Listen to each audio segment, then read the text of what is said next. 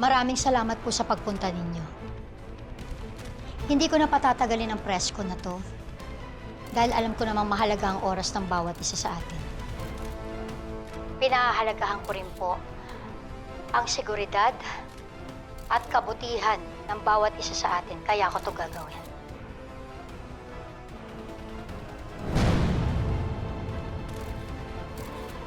Ang nakikita po ninyo ay listahan ng mga most wanted criminals ng bansa.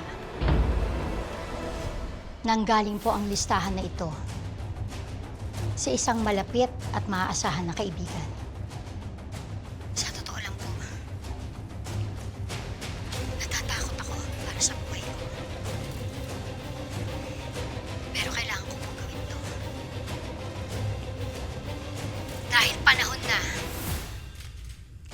para makilala ng bawat Pilipino